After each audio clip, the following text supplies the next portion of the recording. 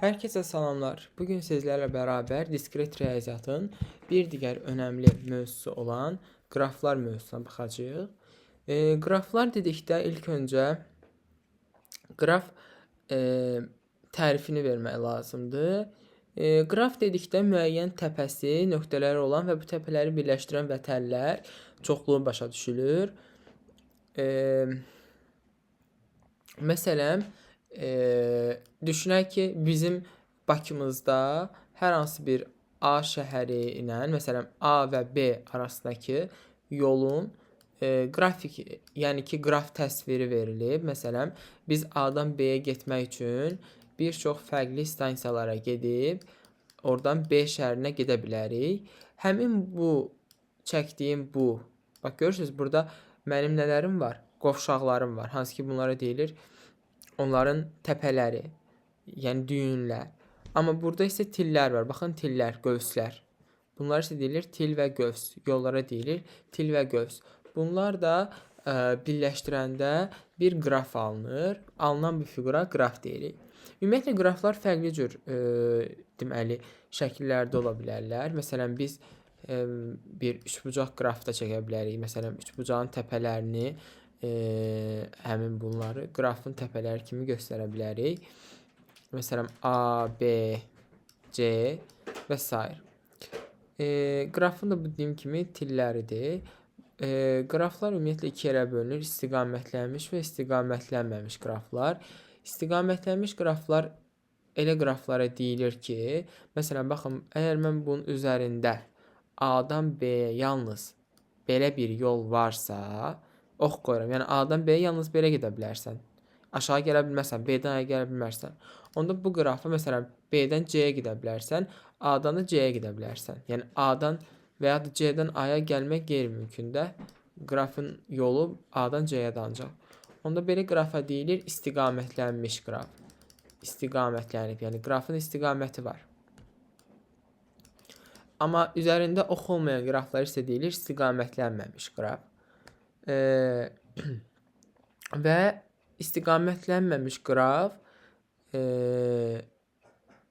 deməli biz belə bir qrafik, yenə də bir qraf çəksək, yəni hər hansısa bir qraf çəkək buradan. Məsələn, bu deyək ki, dediyim kimi qraflar istənilən cür şəkildə ola bilərlər. 1, 2, məsələn, özümdən bir qraf qururam, bir təpələr yaradıram və bu təpələrə uyğun da özümdən şəkillər qururam. Məsələn, bura bir qovşaq deyirəm, bura bir qovşaq deyirəm, bura bir qovşaq deyirəm və burada bir qovşaq deyirəm. Baxın, burada gördüyünüz bir çox fərqli anlayış var burada. Deməli, birinci anlayışımız oldu ki, istiqamətlənmiş və istiqamətlənməmiş qraf. Bu isə istiqamətlənməmişdir. İstiqamətlənməmiş.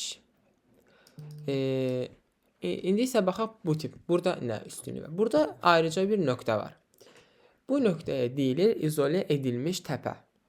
Bax, bu həmin bu nöqtəyə mən onu bir başqa bir siz görməli bir şey yazacağım. İzolə edilmiş təpə deyilir. İzolə edilmiş deməli təpə deyilir. Təpədir. Yəni hansı ki bunun, məsələn, mən əgər bunların təpələrinin adlarını bilməzlər üçün adlar qoyub, məsələn, A təpəsi, B təpəsi, E təpəsi, Y təpəsi, D təpəsi və F təpəsi desəm, məsələn, A-dan B-yə gəlmək istəyən bir şəxs gələ bilməz. Çünki A-dan B-yə yol yoxdur və yaxud da A-dan Y-yə. Yəni, izolə edilmiş təpənin tərifi belə verilir. Verilmiş qrafda, yəni əgər bu nöqtə izolədirsə və ya izolə deyilsə, məsələn, Y təpəsi izolə deyil. Niyə? Çünki Y təpəsindən istənilən qrafın, yəni istənilən burada gedə bilirik də, ayrı deyil ki. Amma A izolə edilmiş təpədir, çünki o qrafda istənilən bir təpəyə getmir. Və beləliklə də biz izolə edilmiş və izolə edilməmiş təpələri gördük. Daha sonra loop anlayışına gələk. Loop anlayışı nədir? Biz Bunların qrafda elementar anlayışlardır. Yəni ilgəkdir Azərbaycanca. İlgək deyilir. Nə mənaya gəlir bu? Məsələn, bir qraf var. Məsələn, belə bir qraf çəkəcəm özümdən. Gəlin belə eləyək. Qrafımız olsun bu şəkildə. A, B, C, D, Y. Və mən həmin bu D təpəsindən bir dənə belə də yol çəkirəm. Baxın, bir dənə belə yol çəkirəm. Onda deyilir ki, bax burada bayaqki gördüyümüz qraflarda belə bir şey yox idi. Bu nə deməkdir? Mən D təpəsindən çıxıb D təpəsinə qayıda bilərəm. Bu onu göstərir. Yəni mən D təpəsindən D-yə qayıda bilirəmsə, buna deyilir ilgək və yaxud da loop deyilir ingiliscə. Deməli, bu qraf necə qrafdır? Əlbəttə ki, istiqamətlənməmiş, çünki üzərində oxlar yoxdur. İzolə edilibmi? Edilməyib. Çünki istənilən qrafın bir təpəsindən bütün təpələrə yol var. Məsələn, A-dan B-yə gəlib, C-yə, D-yə, Y-yə, sonra da A-ya gəlmək mümkündür də, yəni. Deməli, həm də istiqamətlənməmiş, izolə edilməmiş və ilgəyi olan qrafdır. Daha sonra biz baxaq paralel vətərlərə, yəni paralel, yəni necə olur? Paraleldə isə biraz fərqli olur. Mən paraleli buradan yazacağım. Onu görmək üçün. Burada paralel bir də dövrə anlayışı qalır. Paralel. Paraleldə baxın, belə olur qraflar. Bir-birinə paralel. Prosta bunlar qraflarda bizim həndəsdə keçdiyimiz kimi bunlar belə sonsuza qədər kəsişmək anlayışı yox. Bunlar bu şəkildə olurlar. Kəsişmirlər, yalnız təpələrdə kəsişirlər. Yəni qraflar nəzəriyyəsində bunlar yalnız təpələrdə kəsişirlərsə, bunlara deyilir paralel deməli vətərlər. Məsələn, baxın bu şəkildə bizə bir qraf verilsəydi əgər, məsələn belə bir şəkildə mən indi özümdən çəkirəm. Məsələn, baxın bir də belə. Deməli burada paralel vətər var. Baxın bu hissədir. Mən onu mavi ilə göstərib sonradan onu siləcəm. Bir dəqiqə mən buradan bura gəlim. Yox. Hədə bu. Baxın bura. Bunlar paralel vətərlərdir. Deməli bu qraf paralel vətərlər var. Əlbəttə ki mən bura məsələn ilgək də qoya bilərəm. Buradan qayıdıb özünə gəlsin. Və yaxud da bu istiqamətlənməmişdir. Mən bunu istiqamətlənmiş qrafa çevirə bilərəm. Hər bir deməli vətərə bir ox qoyaraq. Bu belə. Və burada bəzən uşaqlar paralel vətərlərdə nəyə çaşdırırlar? Məsələn, deyir ki, müəllim, biz bu qrafı çəkirik. Bunu elə yazaq da, yəni biz elə bunun yerinə bunu yazaq da. Yəni belə yazaq. Əlbəttə ki, bu buna bərabər deyil. Niyə bərabər deyil? Siz bir şəhərə iki fərqli yoldan gedə bilərsiniz də. Yəni bu mümkündür də. Siz iki fərqli yoldan gedirsiniz, o bir yol olası deyil ki. Ona görə bununla bu fərqli bir şeydir. Yəni siz məsələn biz indi qraflar məsələn bizə belə bir təpələr veriləndə məsələn deyəcəm ki, məsələn bu ilgəkdir. Və yaxud da bizə bu verilsə 4 2 biz bunu göstərməliyik. Biz bunu göstərməliyik. İndi buna nümunələr verəcəm. Prosta biz hələ bir onun sadə anlayışları üzərindən keçək. Daha sonra qrafda deməli qaldı bizim dövrə anlayışımız. Dövrə də deməli nətər olur? Məsələn, elə üçbucağın özü bir dövrədir. Baxın, üçbucağın özü dövrədir. Niyə dövrə? Dövrə nətər olur? Bir də onu qəşəng çəkim. Dövrə əlinizi bir təpədən tutursunuz. Əlinizi bir təpədən tutursunuz. Məsələn, mən əlimi tuturam bu təpədən. Tutdum mu? Bu təpədən başlayaraq mən bu təpəyə geri qayıda bilirəmsə, orada dövrə var. Bax, gəlirəm bura. Təpəyə gəldim. Gəlirəm bura, gəlirəm təzədən öz yerimə. Deməli, üçbucağın özü elə dövrə imiş. Və yaxud da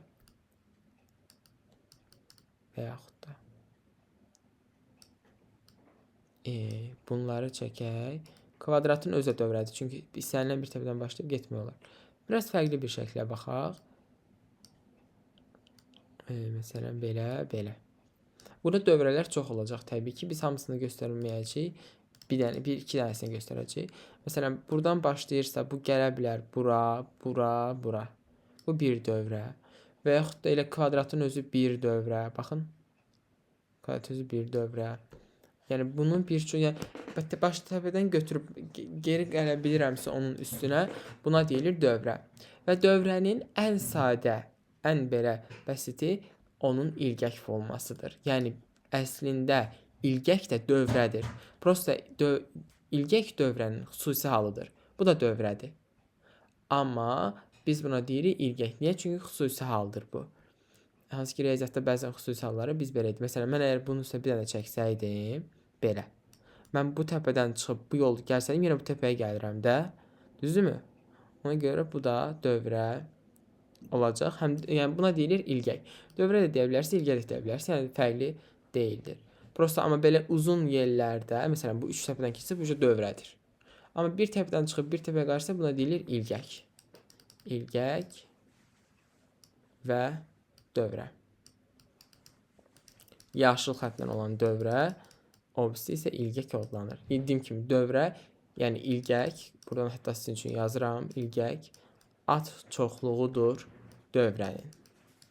Xüsusi halıdır.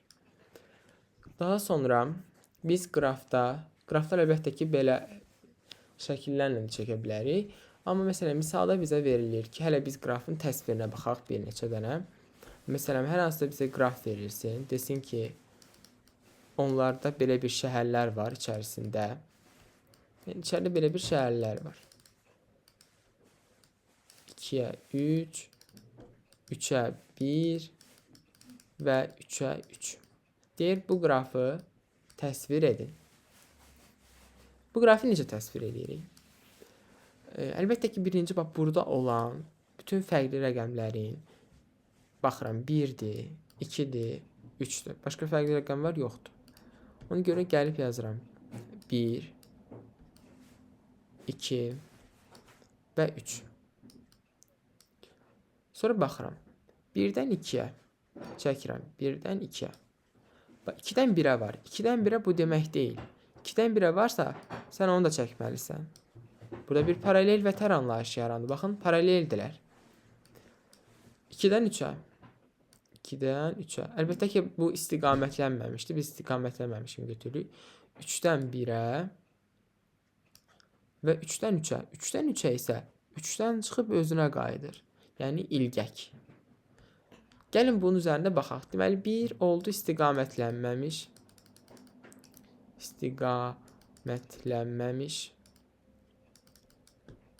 Əgər mən istiqamətlənmiş dedim, onda üzərinə xəttləri qoyacaqdınız. İkincisi, qrafda dövrə varmı? Bəli, var. Birinci nə dövrəsi görürəm? 3-dən 3-ə. Onu yazıram. Həm də bu ilgəkdir. Və yaxud da başqa nə görə bilərəm? Və yaxud da, məsələn, özümə deyirəm, 2-dən çıxıram, qayıdıram 1-ə, sonra gəlirəm 2-yə. Deməli, onu belə yazıram da. 2, 2-dən çıxdım, getdim 1-ə, 1-dən sonra gəldim 2-yə. Bu da oldu dövrə. Dövrə. Üçüncü. Deməli, ilgək yaz. Bu ilgəkdir. Təbii ki, ilgək. Burada yazaq. İlgək. Və başqa orada nə qaldı? Burada paralel vətərlər də soruşa bilər. Paralel vətərlər, deməli, 1, 2, bax yazırsınız. 1, 2, 2, 1. 2, 1, paralel vətərdir. Paralel vətər. İndi baxaq qraflara aid bir neçə sual verir, bu tip sual nümunələrinə. Yəni, məncə rahat bir mövzudur. Bunun bir neçə hissələrə bölüb keçəcəyik prosta biz. Məsələn, 1, 3, 2, 4, 1, 1, 2, 3, 2 və son. Belə yazaq, görək nə alınır. Deməli, bir var, 2 var, 3 var, 4 var. Bunları yazıram bura. 1 var, 2 var, 3 var, bir də 4 var. 1-dən 3-ə var. 1-dən 3-ə var. 2-dən 4-ə var. 1-dən 1-ə ilgəkdir. 3-dən də 2-ə var. Olsun. Bir də istəyirsinizsə, gəlin bura mən əlavə olaraq fərqli olması üçün yazacağım. Məsələn 5, 6. Fərqli olması üçün yazıram. Əlbəttə ki, burada 5, 6 olmadığına görə o kənarda bir xətt olacaq. 5, 6. Gəlin bu qraf haqqında məlumat verək. Birincisi istiqamətlənməmiş qrafdır. Çünki istiqamətini mən deməmişəm. İkincisi, qrafda ilgək varmı? Bəli, var. 1-dən çıxıb 1-ə qayıtmaq. Mən bunu qırmızı ilə göstərəcəm. Burada. Həm də bu dövrə deməkdir. Dövrə var? Bəli, var. Dövrə var burada. Amma belə məsələn dövrə görməyəcəksiniz. Məsələn, 1-dən başlayıb təzədən 1-ə qayıtmaq olmayacaq. Yəni bu şəkildə olmayacaq, amma belə var. Məsələn, 4-dən başlayıb 4-ə təzədən qayıtmaq olmur. Eyni şəkildə burada. Paralel vətər varmı? Xeyr, yoxdur. Paralel vətər olması üçün çıxıb, yəni burada məsələn belə olardı paralel olması üçün və ya belə olardı. Yoxdur. Ona görə paralel vətər deyə bilmirik. Daha sonra paralel vətər dedik. Dövrə yoxdur. Sonra bir də izole edilmiş təpə varmı? Bəli, burada izole edilmiş təpələr var. Hansılardır? 5 və 6. Niyə 5 və 6? Çünki 5 və 6-dan başlayıb digər təpələrə gedə bilmirik. Ona görə də məsələn buna və ya buna gedə bilmirik. Buna görə də deyilir bunlar izole edilmiş deməli til. Til və ya da 5 və 6 təpə olduğuna görə deyilir təpə. Daha sonra baxaq digər bir maraqlı bir misala. Onu da yazaq buradan. Məsələn, bu dəfə verək belə bir qraf.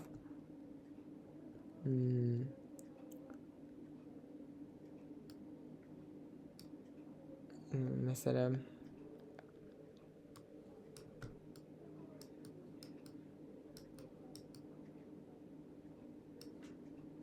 burada.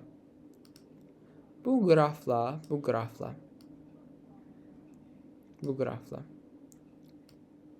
deməli bizə nə lazımdır? Həmin bu qrafın xüsusiyyətlərinə baxmaqda. Biz sonra sizdən keçəcək qrafın matris halını, onda deməli baxarıq. Və qrafın dərəcələrinə keçəcək. Deməli burada qrafın ilk öncə biz baxaq, birinci dövrəsi varmı? Dövrə əlbəttə ki var. Baxın, dövrə budur. Dövrə var. Deməli dövrə var. Amma uşaqlar, ilgək yoxdur. İlgək yoxdur. İlgək olması üçün özündən qayıdıb özünə gəlməlidir. İlgək yoxdur. İstiqamətlənməmişdir və yaxud da istiqamətlənmiş olsun.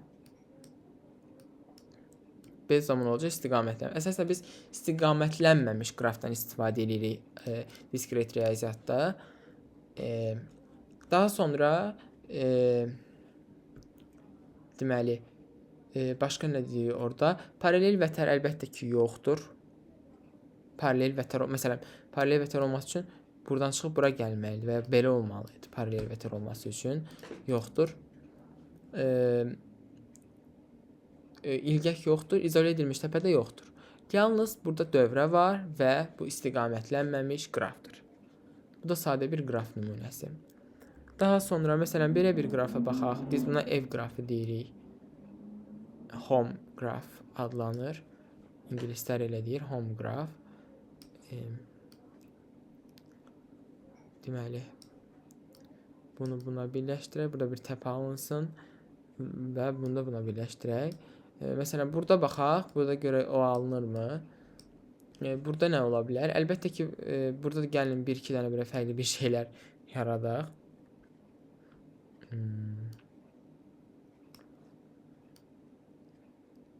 Biraz qəliz qraf olsun ki, anlamağa çalışaq. İlk öncə bu istiqamətlənməmişdir. 2. İlgək var, bəli var. İlgək var. İlgək var.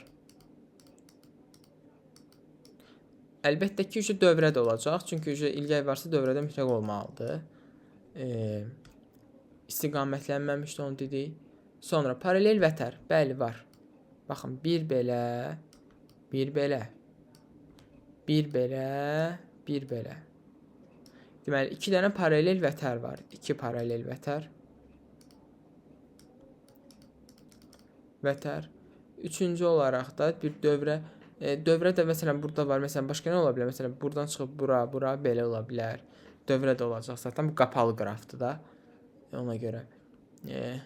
Və izole edilmiş təpədə, məsələn, gəlin bir dənə də izole edilmiş bir təpədə salaq bunun içinə.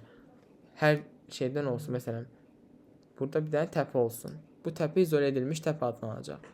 Deməli, izole edilmiş təpədə oldu. İzole edilmiş var. Belə. Deməli, qraflar haqqında sadə məlumatlara baxdıq. Və belə sadə məlumatların da biz aydınlaşdırdıq ki, qraflarda nələr var. Bunlar deməli qrafların olur əsas anlayışları. Əlbəttə ki, qrafların bir çox mövzuları var, hansı ki planar qraflar, Hamilton, Euler, homomorf qraflar. Bunlar vaxt gəldikcə izah edəcəyik. Bugünlük bu qədər. Gələn dərs görüşmək ümidi ilə.